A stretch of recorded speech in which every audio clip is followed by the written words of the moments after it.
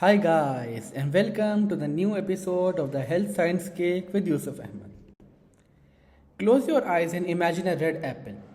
Do you see a clear picture, a vague blur, or just knowing it's an apple? What if you couldn't picture the apple in your mind? Mental imagery is the brain's ability to visualize objects, scenes, and memories without seeing them. It's how most people see thoughts and memories in their mind's eye. Today we will explore aphantasia, the missing mind's eye. Some people know what an object is but can't imagine it visually in their head. You can still think, remember, and learn just without pictures. Imagination can be verbal, conceptual, auditory, spatial, or emotional. In other words, some recall events like a movie. Others recall as facts like who, what, when, without replaying images. It does not mean that you cannot imagine. Aphantasia affects roughly 1 to 4% of people, and some have it from birth while others develop it later. Many people with aphantasia are highly creative. They may imagine in words, logic, music, or movement instead. Recently, a very interesting news article was published in Nature about this.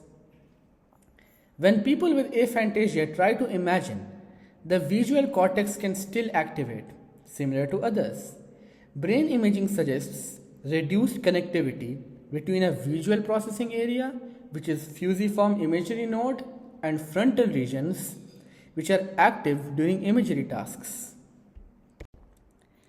Mental imagery varies across a lot of people. On one end, there's hyperphantasia, which is super vivid images. On the other end, aphantasia, which is little to no images. Most people sit somewhere in the middle. Aphantasia offers a unique natural model for understanding consciousness and perception.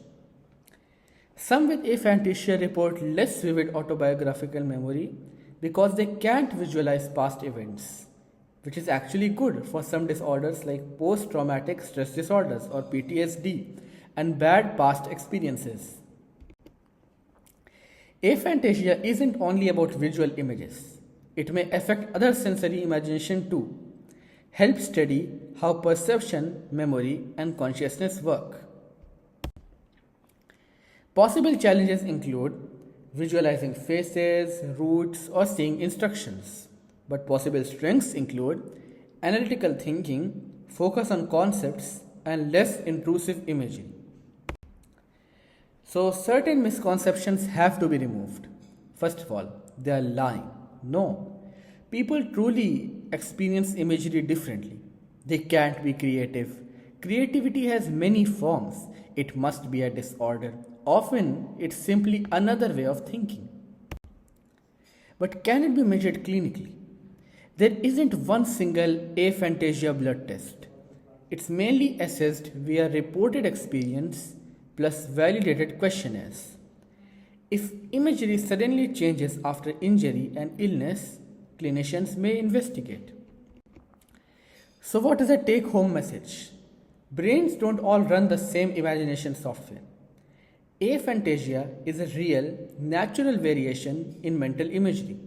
Best approach: understand your style and use the right tools.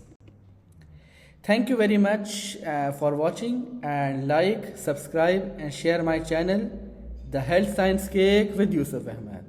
Thank you.